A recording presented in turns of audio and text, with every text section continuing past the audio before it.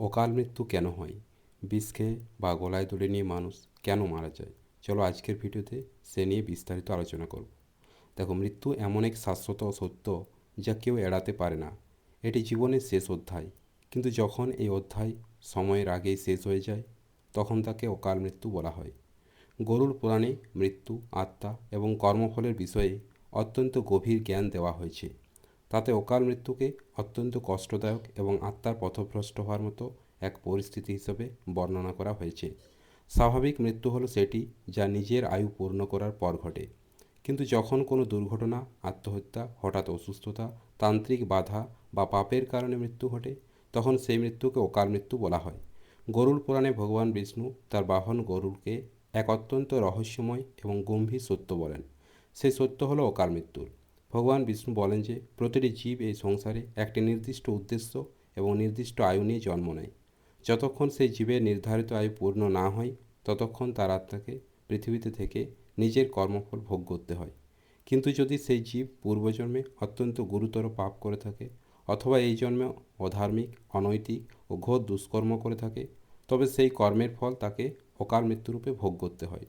ভগবান বিষ্ণু এটি স্পষ্ট করেন যে অকাল মৃত্যু যে কোনো আত্মার জন্য অত্যন্ত বেদনাদায়ক হয়। এমন মৃত্যুতে ব্যক্তি যেমন শান্তিতে প্রাণত্যাগ করতে পারে না, তেমনই তার আত্মা যমলোকের দিকে ভারসাম্যপূর্ণ ও সুশৃঙ্খল গতিতে এগিয়ে যেতে পারে না। সেই আত্মা এক বিচিত্র অধরা অবস্থায় আটকে যায়, না এই সংসার না পরলোক। তাকে বলে প্রেতযোনি। এই প্রেত অবস্থা অত্যন্ত ক্লেশকর হয়, কারণ আত্মা না শরীরে ফিরে যেতে পারে, না মোক্ষের দিকে অগ্রসর হতে পারে। সে ঘুরে বেড়াতে থাকে, বারবার নিজের প্রিয়জনদের কাছে আসার চেষ্টা করে, সংকেত দেয়। কখনো স্বপ্নে প্রকট হয়, তো কখনো দুর্ভাগ্য ও কষ্টের মাধ্যমে নিজের প্রভাব রেখে যায়। এখন প্রশ্ন ওঠে যে এমন আত্মা এই অবস্থায় পৌঁছায় কেন? এর উত্তর গরুড় পুরাণে অত্যন্ত স্পষ্টভাবে দেওয়া হয়েছে। প্রথম কারণ হলো পূর্বজন্মের পাপ।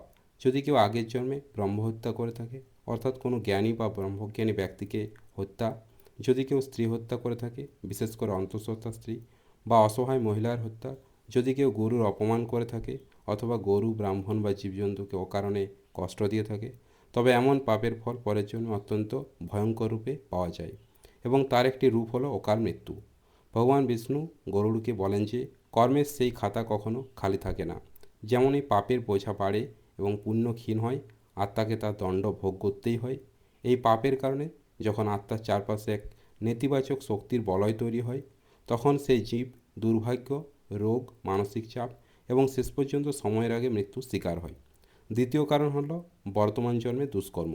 এটি সত্য যে পূর্বজন্মের কর্ম আমাদের ভাগ্যে ছায়া হয়ে চলে, কিন্তু এই জীবনের কাজগুলো কম প্রভাবশালী নয়। গরুড় পুরাণে বলা হয়েছে যে যদি কোনো ব্যক্তি এই জন্মে চুরি করে, নারীদের অপমান করে অথবা পরস্ত্রী গমনে লিপ্ত থাকে, নির্দোষদের কষ্ট দেয়, মিথ্যা অভিযোগ আনে অথবা দরিদ্র অশক্তদের শোষণ করে, তবে তার শরীরে জীবন শক্তি ধীরে ধীরে নষ্ট হতে থাকে। এই শক্তি যখন অত্যন্ত ক্ষীণ হয়ে যায়, তখন সেই ব্যক্তি অকাল মৃত্যুর শিকার হয়। এটিও বর্ণিত আছে যে কিছু লোক অত্যাচারকে ধর্ম মনে করে বসে। তারা মনে করে যে তাদের শক্তি, অর্থ বা প্রতিষ্ঠা তাদের অজেয় করে তুলবে। কিন্তু গরুড় পুরাণে এই লোকদের সতর্ক করে, যাকে তুমি শক্তি মনে করছো বা পরের জন্মের পতন হতে পারে, যা অন্যের চোখের জলের উপর দাঁড়িয়ে থাকে, সেই ভবন হঠাৎ ভেঙে পড়তে পারে এবং সেই ধ্বংসস্তূপে তার অকাল মৃত্যু লুকিয়ে থাকে। তৃতীয় গভীর কারণ হলো তান্ত্রিক এবং অধার্মিক প্রভাব। অনেক সময় কারো উপর করা তান্ত্রিক প্রয়োগ, ভূত বাধা, কালো জাদু বা অভিশাপও জীবনকে ছোট করে দেয়। গরুড় পুরাণে উল্লেখ আছে যে যদি কোনো ব্রাহ্মণ, তপস্বী, সাধক বা স্ত্রীর চোখ দিয়ে ঝরা জল কারো উপর অভিশাপ হয়ে নামে, তবে সেই ব্যক্তি মৃত্যুর দুয়ারে সময়ের আগে পৌঁছে যেতে পারে। বিশেষ করে যারা নির্দোষদের উপর অন্যায় করেছে বা সন্তদের অপমান করেছে, তাদের উপর এমন প্রভাব দ্রুতই জাঁকিয়ে বসে। এভাবে গরুড় পুরাণে অনুযায়ী অকাল মৃত্যু কোনো সংযোগ নয়, বরং গভীর কর্ম প্রতিকর্মের বিজ্ঞান। এটি কেবল আমাদের পূর্বজন্মের কাহিনী প্রকাশ করে না, বরং এই জন্মের প্রতি প্রতিটি চিন্তা, আচরণ এবং সিদ্ধান্তের ছায়াও আমাদের ভবিষ্যতের উপর ফেলে দেয়। তাই জীবনকে কেবল বস্তুগত সুখে ব্যয় করবেন না, ধর্ম, সদাচার এবং ভক্তিকে আপন করে নিন। বাবা মায়ের সেবা, গুরুর আদর, ব্রহ্মচর্য এবং সত্য পালন, এসব কেবল জীবনকে শ্রেষ্ঠ করে না, মৃত্যুকেও দিব্য করে তোলে। অকাল মৃত্যু এড়ানোর উপায়ও গরুড় পুরাণে বর্ণিত আছে, আর তা হলো সৎকর্ম, সেবা, নামজপ এবং নিয়মিত আত্মনিরীক্ষণ।